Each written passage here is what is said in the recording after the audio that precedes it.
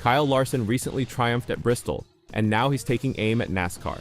The Hendrick Motorsports star nearly swept the weekend, winning the Cup and Xfinity races and finishing second in trucks. The numbers don't lie. Kyle Larson was unstoppable at Bristol. He led 411 of 500 laps in Sunday's Cup Series race, claiming his 31st Cup victory and third at Bristol. In Saturday's Xfinity race, he led 277 of 300 laps, demonstrating his mastery of the Last Great Coliseum. Larson described his Cup victory at Bristol as a faultless race for all 5 teams. Extremely nice automobile. This was a lot of fun. You know, as many laps of green we ran, it was a lot of fun, and I felt very comfortable with the situation. The average speed on Sunday was an astounding 100.746 miles per hour, making it the fastest Bristol race since the track was turned to concrete. Only Cale Yarborough's April 1977 victory at Bristol was quicker over 500 laps. But this wasn't just another victory for Larson. This triumph came on a bittersweet weekend for Hendrick Motorsports, which just lost its director of communications, John Edwards. Larson dedicated his performance to Edwards, whose death was reported last Thursday. Larson joined Kevin Harvick's Happy Hour podcast on Monday, following his great weekend. What he stated has sparked debate across NASCAR. This might come off cocky. I want to embarrass them, honestly. I just want to embarrass NASCAR a little bit. They don't let Cup guys run anymore, and the kids probably think they're in a good spot. They don't know where the bar is really at in Xfinity.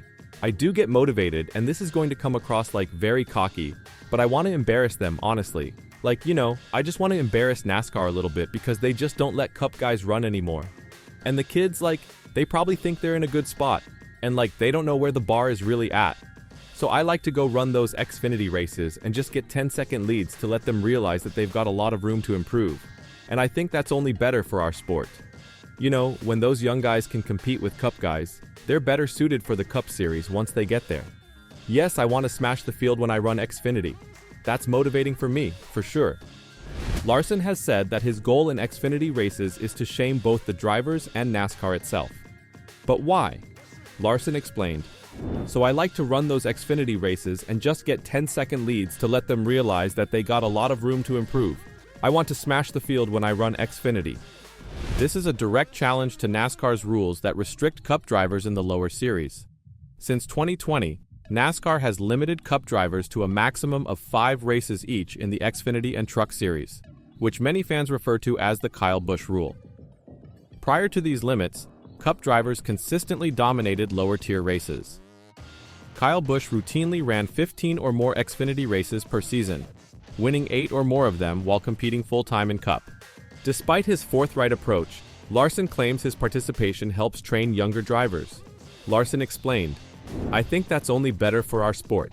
When those young guys can compete with Cup guys, they're better suited for the Cup Series once they get there." Harvick, a former Cup winner, concurred with Larson, saying that when he raced Xfinity, there were 20 or more Cup drivers in the lineup each week. Harvick described it as a constant appraisal of where you are, preparing young drivers for possible Cup careers. Is this a case of tough love, or has Larson crossed a line? Larson's frustration did not appear out of nowhere. At Homestead, Miami last month, he was leading the Xfinity race by 15 seconds when calamity struck. With only 8 laps remaining, Taylor Gray's yellow prompted a restart in which Sam Mayer pushed Larson, leading him to lose his lead and finish 4th. That race was part of another triple-header weekend in which Larson won the Truck and Cup races, but failed to complete the sweep due to the Xfinity outcome. Adding fuel to the fire, the next week witnessed contentious racing at Martinsville, as Sammy Smith collided with race leader Taylor Gray on the penultimate lap, destroying many cars in his pursuit of victory. This event generated criticism because of the disrespect showed by younger drivers.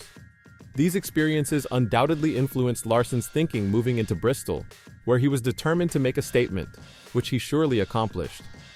Larson's comments on Xfinity racing were not the only topic at Bristol. It also featured another episode in one of NASCAR's most interesting current rivalries, Larson and Denny Hamlin.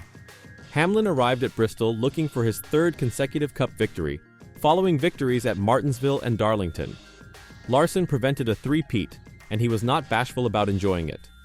Larson said this after his win, "If Denny's in front of me, it could be a totally different story and be really hard to pass him, but glad to stop his three-peat. We hate to see him win, as I'm sure you guys do too." He gestured to the audience, which reacted with cheers. This was the 8th time Larson and Hamlin finished first and second in a Cup race, but Larson won for the first time. Hamlin fired back on his weekly Actions Detrimental podcast. His post-race comments about keeping me from 3 in a row, and we don't like to see that, and you fans don't either. Now I'm like, piss on your triple, your sweep. I'm glad Chandler Smith beat you in the truck race. Despite the verbal sparring, Hamlin showed respect for Larson's dominant performance. You got to give that team their due and Kyle his due. Just a dominant performance. It looked like a pretty flawless day for him. It looked pretty easy. It was all I had to try to keep up there. The statistics reveal that these two drivers are on a collision course for the 2025 title. Larson is ranked 2nd and Hamlin 3rd in NASCAR's advanced metrics, which assess drivers' passing, defense, speed, restarts, and pit stops. Larson's words have revived a long-running NASCAR debate. Should top Cup drivers compete in development series? NASCAR imposed limits after fans complained that Cup drivers were dominating and stealing wins from series regulars. Has the pendulum swung too far? Kyle Busch, who has not won a Cup race in nearly 60 races, stated to The Athletic, "The schedule of not being able to participate as much in the Xfinity and Truck Series races. Maybe I'm a creature of habit and just like being out there and doing all of that." Busch believes that these constraints have led to his performance decrease. Since 2020, he has won only 7 Cup races, 4 of which have been in the next-gen vehicle, compared to 5 in 2019 and the Cup Championship. The distinction between Xfinity and Cup competition is clearly large. Look at Ty Gibbs. He won his maiden Xfinity race and went on to win the 2022 Series Championship with 7 wins. Despite competing with Joe Gibbs Racing in the Cup, he has yet to win a race in approximately 100 starts. Does NASCAR need to reevaluate its strategy? What are your thoughts? Beyond the issue, Bristol generated some intriguing racing statistics. Only 4 lead changes occurred throughout the 500-lap Cup race, the fewest at Bristol in nearly 43 years. Larson has now led an incredible 872 of the previous 1,000 laps in his last 2 Bristol victories. This is in stark contrast to Hamlin's victory in the March 2024 Bristol race, which included a track record of 54 lead changes. Why is there such a difference? Drivers reported tire performance difficulties.